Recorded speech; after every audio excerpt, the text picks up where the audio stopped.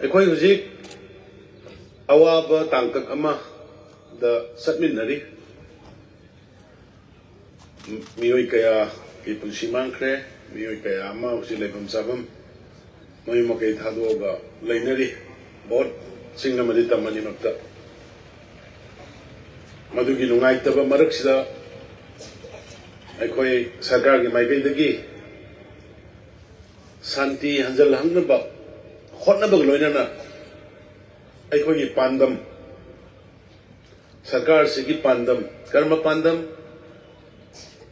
ꯃꯩꯍꯧꯔꯣꯟꯗꯒꯤ ꯂꯩꯃꯤꯟꯅꯔꯕ ꯏꯖꯥꯇꯤ ꯐꯨꯔꯨꯞ ꯃꯌꯥꯝ ꯄꯨꯝꯅꯃꯛ ꯅꯨꯡꯁꯤ ꯆꯥꯟꯅꯅ ꯂꯩꯃꯤꯟꯅꯕ ꯃꯄꯥꯟꯗꯒꯤ ꯆꯪꯉꯛꯄ ꯃꯤꯇꯣꯞ ꯃꯤꯌꯥꯟꯆꯥꯗꯒꯤ ꯉꯥꯛꯊꯣꯛꯅꯕꯒꯤ ꯑꯗꯨꯒꯨꯝꯕ ꯄꯥꯟꯗꯝ ꯑꯗꯨꯁꯨ ꯑꯩꯈꯣꯏ ꯇꯞꯅ ꯇꯞꯅ ꯑꯗꯨꯝ ꯚꯥꯔꯠ ꯁꯔꯀꯥꯔꯒꯤ ꯃꯇꯦꯡꯒ ꯂꯣꯏꯅꯅ ꯑꯩꯈꯣꯏ ꯊꯕꯛ ꯑꯣꯏꯅ ꯑꯣꯟꯊꯣꯛꯑꯒ ꯆꯪꯁꯤꯜꯂꯤ ꯁꯤꯒꯤ ꯃꯔꯛꯁꯤꯗ ꯑꯩꯈꯣꯏ ꯆꯥꯎꯈꯠ ꯊꯧꯔꯥꯡꯒꯤ ꯊꯕꯛꯁꯨ ꯇꯧꯗꯕ ꯌꯥꯗꯦ ꯃꯌꯥꯝ ꯍꯤꯡꯗꯕ ꯌꯥꯗꯦ ꯆꯥꯗꯕ ꯌꯥꯗꯦ ꯊꯛꯇꯕ ꯌꯥꯗꯦ ꯁ꯭ꯀꯨꯜ ꯇꯧꯗꯕ ꯌꯥꯗꯦ ꯀꯩꯊꯦꯜ ꯐꯝꯗꯕ ꯌꯥꯗꯦ ꯑꯗꯨꯅ ꯑꯩꯈꯣꯏ ꯑꯣꯅꯔꯦꯕꯜ ꯄ꯭ꯔꯥꯏꯝ ꯃꯤꯅꯤꯁꯇꯔ ꯃꯣꯗꯤꯖꯤꯒꯤ ꯃꯈꯥꯗ ꯋꯨꯃꯟ ꯏꯝꯄꯥꯋꯔꯃꯦꯟꯠ ꯅꯨꯄꯤꯁꯤꯡꯗ ꯁꯛꯇꯤ ꯄꯤꯕ ꯃꯁꯤ ꯑꯩꯈꯣꯏ ꯍꯦꯛ ꯑꯩꯈꯣꯏꯒꯤ ꯁꯔꯀꯥꯔ ꯑꯅꯧꯕ ꯍꯦꯛ ꯂꯥꯛꯆꯕꯒ ꯃꯌꯥꯝꯅ ꯈꯪꯕꯤꯔꯝꯒꯅꯤ ꯑꯩꯈꯣꯏꯒꯤ ꯁꯔꯀꯥꯔꯁꯤ 2017ꯒꯤ ꯃꯥꯔꯆꯀꯤ ꯇꯥꯔꯤꯛ 15ꯗ ꯋꯥꯁꯛ ꯂꯧꯈꯤꯕꯅꯤ ꯃꯗꯨꯒꯤ ꯅꯨꯃꯤꯠꯇꯨꯗꯒꯤ ꯍꯧꯔꯀꯥꯟꯗ ꯑꯩꯈꯣꯏꯅ ꯒꯣ ꯇꯨ ꯍꯤꯜꯁ ꯑꯃꯗꯤ ꯒꯣ ꯇꯨ ꯚꯤꯂꯦꯖ ꯍꯥꯏꯗꯅ ꯆꯤꯡꯒꯤ ꯑꯔꯥꯞꯄ ꯃꯐꯝꯁꯤꯡꯗ ꯆꯠꯄ ꯀꯔꯤ ꯋꯥꯠꯂꯤ ꯀꯔꯤ ꯆꯥꯔꯤ ꯌꯦꯡꯁꯤꯟꯕ ꯑꯗꯒꯤ ꯒꯣ ꯇꯨ ꯚꯤꯂꯦꯖ ꯈꯨꯡꯒꯪꯁꯤꯡꯗ ꯆꯠꯂꯀꯥꯟꯗ ꯀꯔꯤ ꯋꯥꯠꯂꯤ ꯀꯔꯤ ꯆꯥꯔꯤ ꯀꯔꯤ ꯊꯨꯡꯗ꯭ꯔꯤ ꯌꯦꯡꯁꯤꯟꯕ ꯑꯁꯣꯜ ꯑꯅꯥ ꯀꯅꯥ ꯂꯩ ꯂꯥꯌꯦꯡꯕ ꯉꯝꯕ ꯉꯝꯗꯕꯤ ꯀꯅꯥ ꯂꯩ ꯁ꯭ꯀꯨꯜ ꯂꯥꯏꯔꯤꯛ ꯇꯝꯕ ꯉꯝꯕ ꯉꯝꯗꯕ ꯏꯃꯨꯡ ꯀꯅꯥ ꯂꯩ ꯃꯗꯨꯒꯤ ꯃꯈꯜ ꯃꯈꯥꯒꯤ ꯃꯌꯥꯝꯅ ꯎꯕꯤꯔꯝꯒꯅꯤ ꯆꯤꯐ ꯃꯤꯅꯤꯁꯇꯔꯒꯤ ꯍꯛꯁꯦꯜꯒꯤ ꯇꯦꯡꯕꯥꯡ ꯑꯩꯒꯤ ꯏꯆꯥ ꯅꯥꯔꯛꯄꯗ ꯑꯩꯒꯤ ꯏꯄꯨꯔꯣꯏꯕ ꯅꯥꯔꯛꯄꯗ ꯑꯩꯒꯤ ꯅꯨꯄꯤ ꯅꯥꯔꯛꯄꯗ ꯏꯃꯥ ꯅꯥꯔꯛꯄꯗ ꯍꯣꯁꯄꯤꯇꯥꯜꯗ ꯄꯨꯈꯠꯅꯤꯡꯉꯥꯏ ꯄꯩꯁꯥ ꯂꯩꯇꯗꯅ ꯗꯥꯛꯇꯔꯗ ꯆꯠꯅꯤꯡꯉꯥꯏ ꯄꯩꯁꯥ ꯂꯩꯇꯗꯅ ꯀꯞꯄꯒ ꯂꯩꯅꯔꯝꯕ ꯃꯌꯥꯝ ꯃꯗꯨ GO to hills go to village ꯆꯠꯂꯕ ꯃꯇꯨꯡꯗ ꯈꯪꯉꯛꯄꯗꯒꯤ ꯑꯩꯈꯣꯏꯅ ꯆꯤꯐ ꯃꯤꯅꯤꯁꯇꯔꯒꯤ ꯍꯛꯁꯦꯜꯒꯤ ꯇꯦꯡꯕꯥꯡ ꯑꯅ ꯍꯧꯗꯣꯛꯑꯒ ꯂꯩꯇ ꯂꯥꯏꯔꯕ ꯃꯌꯥꯝ ꯑꯁꯦ ꯐ꯭ꯔꯤꯗ ꯂꯨꯄꯥ ꯂꯥꯛ 2-2ꯒꯤ ꯑꯍꯥꯟꯕ ꯍꯧꯗꯣꯛꯑꯀꯥꯟꯗ ꯐ꯭ꯔꯤꯗ ꯂꯥꯌꯦꯡꯕ ꯍꯧꯔꯛꯈꯤꯕꯅꯤ ꯉꯁꯤꯗꯤ ꯂꯥꯛ 5 ꯂꯣꯏꯅ ꯐ꯭ꯔꯤꯗ ꯐꯪꯍꯜꯂꯒ ꯂꯥꯌꯦꯡꯕ ꯍꯧꯔꯕꯅꯤ ꯑꯌꯨꯁꯃꯥꯟ ꯚꯥꯔꯠ ꯑꯗꯨꯒꯨꯝꯕ ꯑꯣꯅꯔꯦꯕꯜ ꯄ꯭ꯔꯥꯏꯝ ꯃꯤꯅꯤꯁꯇꯔ ꯃꯣꯗꯤꯖꯤꯒꯤ ꯃꯈꯥꯗ ꯂꯨꯄꯥ ꯂꯥꯛ 5 ꯉꯔꯥꯡ ꯑꯩꯈꯣꯏꯅ ꯄꯥꯟꯅꯕꯗ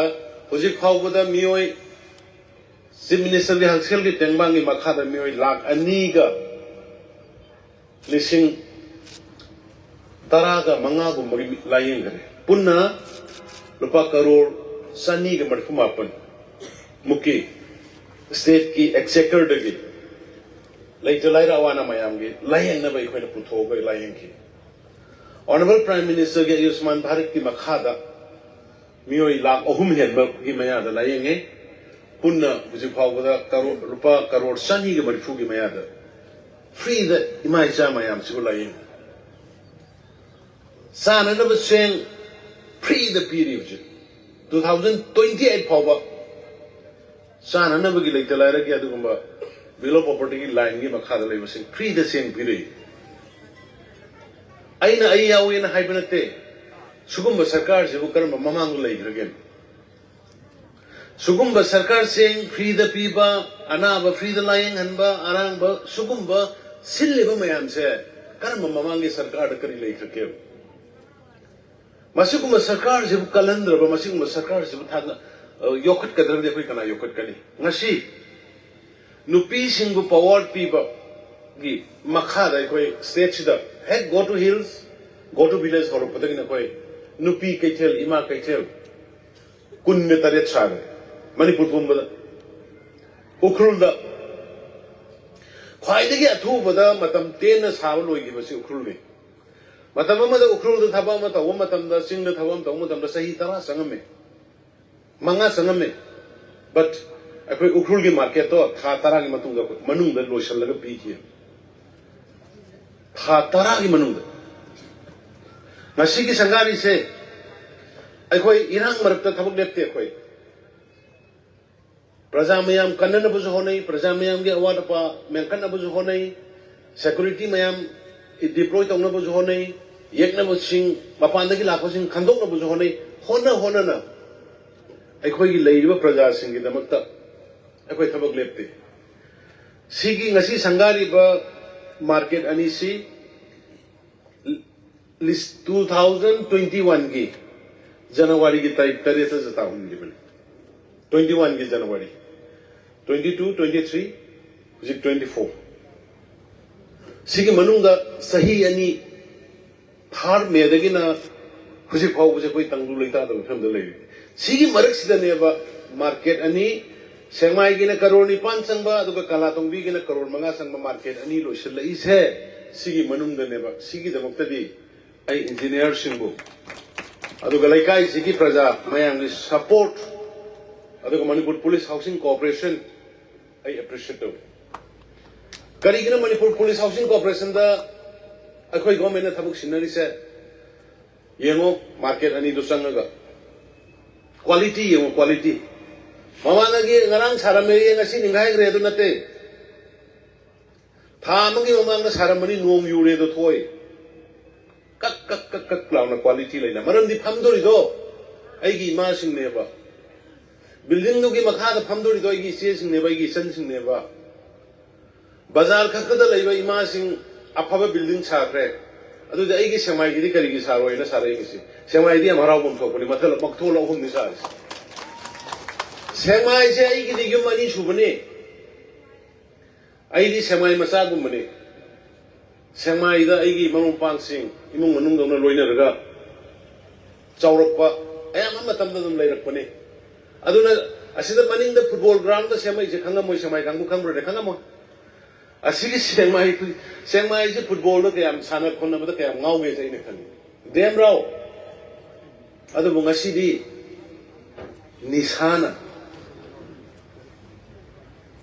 nisana dem rao but ke bada mutawi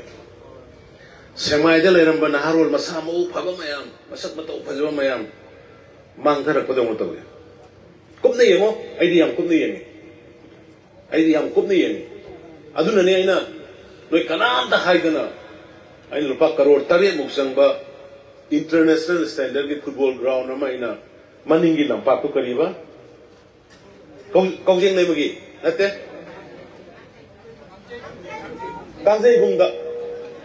Sekmai gi kangjei bungda thawale khangamo adai laikai gi club su khangamo kanam khangamo aina happy ne do dingko gai bani tanar ga aina happy ne madu world class ki gallery yau doi ni madai da any national level ki football tournament bok go ya doi makha da drain yaur kani sing chithok na ba phamna na ba loi yaur akanda aduna masi support obio athu ba matam da loina ba tongbi kangla tongbi koi nepali gurkha isin nau sing se moisi atopa mi dawna yamna complex inferiority complex le hingba so na hingba moisi kadi kari to birakada ge haiba gi wakhalom da moida security feel like the secure to the masa se do matam puna makta dum itaw da tawr ga leiba du community mo yo madugi damak ta khalla kanda na khoi gi damak ta su sarkar la ye he du khangna bi damakta ai kanga to bi bazar da ima market ta man khoi mayang ni punna karor manga sang na sarais adu manipuri gurkhali sinna wakhal handabam thokte noi lairiba mayamna noi gi ai piraiba memorandum ai ure adu asigi policy matter oibanina ai ngasi mak lauthoi ai ada mafam sabada cabinet ki kari gi tarukanda but don't worry manipur da laiba praja punamak inner line permit ki makhada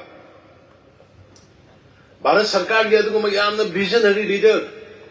honorable prime minister modi ji ki makhada Honorable Union Home Minister Amit Shah ji ki makhada inner line permit Manipur da piraktana Bharat ki ningkha tamam matung da ahan ba state ni amat tangai ba state ni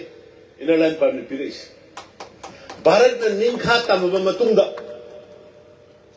1947 ki August ki 15 ki matung da inner line permit piba state ki manung da Bharat ki manung da Bharat machamana satpada a thing बा permit पीबसे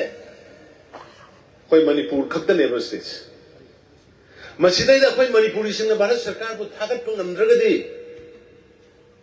मसिदैदा कोई honourable prime minister Modi ji को अमित शाह जी को थागत को नमद्रगदी अखोई ईश्वर यारोय ngasi mapandagi lakpo mayam puna mo permit yaw to disang ba ay na si hairese mayam kala tongbigi gorkha gi kargi leino mayam ay khoina bezia ra mathame mayam na 1951 dei oyu adu oisen mayam di manam lai but adugo our cabinet has decided after look in the corner records, we have decided that 1961 will be the base year. After 1961, you will become the permanent residents of Manipur. After nakoy mi painingay, ano wala ko di aroy ko? Ano babango da pusala ko may aroy? Sag manay, loan manay, khong manay na,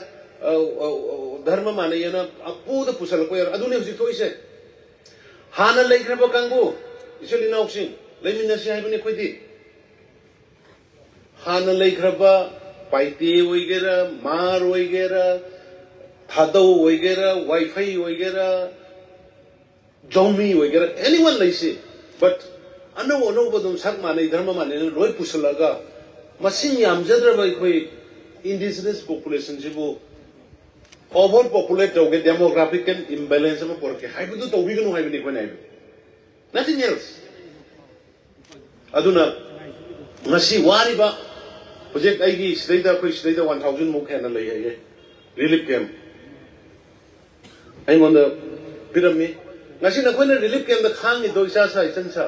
इमा सिल नौसिंग नसी कोई मना पाई मयाम न कोई ना अहिंग तुमद्री बा ngasi akhoi mayam na hing tum jibu wari ko khangi ba misi mina yaw ba mayam se ngasi gi mirol amre tum gi mirol kan na bri akhoi bu ngakpi na bidang ba semba policy program mayam ba thabak to gon thok pang na bri saman gharam re kilometers sahung ga matfudra ka nipan sangba adu ma Myanmar ga tane ba ngangkhoi do saman khadana thambiram ne adugi matakta muk sangthok changjin je se sang ama yaw na ma thoba ku si da loina sang ba yana halam adu nei khoi da pirakriba demographic imbalance economic ki sen thung ni maram da piraiba drugs ai gi imung da ikai na bi haidong na da bani ai gi imung da drug na sok ta ba kana le dige drug na som da ba karma family lege sigi da ba legi da ba drug na yaw da ba family dei le na moi Lord laga thamna bani madu kuma mayam du gi kanna bi dam kana in war on drugs la phokra kana drug ke against akan do war la ki bada mayam puna mugi support phangi adu hujiti mayam wa ba relief camp da kap ka lei bagi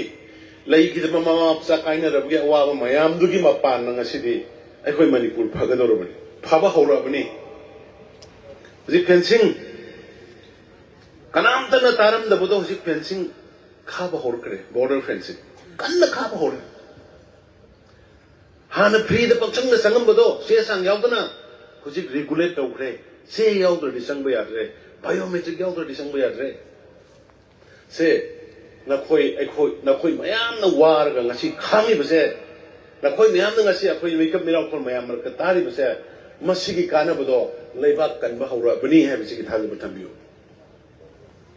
Sigi jangta ni akhoi ngasi thengnari se ngasi gi mirol amri tungi mirol tek ta kai na protected oine le hona bagi aduna ai matam sangna logjaro ga ai kitang thengre waro bi be ade ngasi se yam nungai ba sanggom gi kana ba sidi mayam hen khangamani ai khoi se imba gi khomlang na ba ye pa to kana sanggom no silaga sauna bunga yokna bunga tani Maduge sanggom no nomo gi Manipur da pura mangga rakre san loina rakre san mangre dairi gi le rakre upai le da mena sanggom pa me ka ising da tangkai ya laga ko ko da pura lai aduna haksang da kana bright kana dre aduna Manipur gi dairi se masi ngasi se koi national diary gi moi gi kangbu ga moi da loina sina thokra koi ji sahi ohum gi aduna koi diary da to ki matik production hankala ani quality hankala ani madu gi handing over taking over gi kaino hai tare koi gi MOU ma sign dong ru ba madu dai dai matang kitang low khre kitang theng khre waru bi gano aduga hojiki market se hojik market ngasi sanga badagi fajana se nabiyo hojik manipur gi oina koi economy revival na ma yang kanna tawri chief minister gi economy revival an ima sing isan sing ise sing yumna phamna sen tan be abo nupa sing brahmas compose koi tintrok to gi har semaga maduna organic product puthokpa mahi marung khahanba fi sahanba haira mayam sit manga ga targa leba sindu hega maduna food processing tarukana marketing de yonba kauna gi suhunba makhal makha gi khoi economy revival hu mafam punam ka tawri manipur gi ngarang maksoi khanga bo ka sale nahan suai pangai da sale nupi sing se maroina ham suwa yam kan ba duna moina je kabok mapan de gi leram ba leidre haira process to gudu mapan de gi leram ba leidre isa isa na puthok charga isa isa gi khungmang da lekai de yo laga maduna dum economy ki oiba achouba maten ngo pam aduna isan sing imai be mayam punamak maroina relief to lai hari ba isan sing na koi aino je hai gi buduni thoiba noina ngasi thenari ba wa bse machine maram wara kan dai ko gi laiba tumi mirol se tek tek kaina thamang bodori bani madu gi damta ninga si khoina matang kitang wari se pangthor ko thabo khawro bani en ngasai haibudo fencing khaba kan sa thare loina na biometric law hore adagi FMR free movement regime da regulator kan pass piraga systematically thabo to hore bani mitok mitam na hangi to maina pachang chang ba yarro adugi damta ni khoina tawrise drugs noma gi lepte koi ubirang bani copy hantat pa thugai ba phaba nette lepoi maramdi ꯑꯩꯈꯣꯏꯒꯤ ꯅꯍꯥꯔꯣꯜꯁꯤꯡ ꯀꯟꯕ ꯃꯊꯧ ꯇꯥꯏ ꯅꯍꯥꯔꯣꯜꯁꯤꯡ ꯃꯁꯥ ꯃꯎ ꯐꯅ ꯇꯝꯕ ꯗꯔꯀꯥꯔ ꯂꯩ education aduna relief camp gi do ai athubada noi gi awarpa ai noi gi piraiba memorandum do ai hujik loina pa bangamdre ado hore nai yum yoruga paraga darkar leiraga dai athuba matamda honorable minister aina isalpa dinku torkanda ai deputy commissioner do no gi relief camp do tharke official single loina na adu noi gi awarpa mayam do ai sungsoi soidna ai Mengkat hana ba tawjage haidana relief camp lebi ba mayam dai madu mai appeal tawjari aduga question jarakoda kaithel phambi gadori ba mayam singna kaithel do ai gi yumni khanbiraga phattaba plastic oirasu phattaba che sang oirasu kwa mahi makta oiro hajana o hekta Wei ma isi isen jing kwa yam sa kale du ne pa le se kwa je kaman noi na loi sa re kamai te no kan ado mi sa ni mudai ki mudi apon de ado phanglang da kai da wasan da na molhan da to bo khot se ada di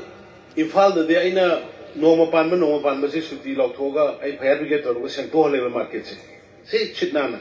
ado sida su na na thambiu darkar le ko kan da district ki SP sing lady district ki SDO lady DC lady moi tolkanda numit ama sudi bibio market singo numit ama sudi bibiraga need and clean thambiba aduna matam punamakta aikoi sarkar prajaga chatkani praja gi damta tawbani asai haiduni honorable prime minister modi ji na siengbo suk sang free pira pusi honi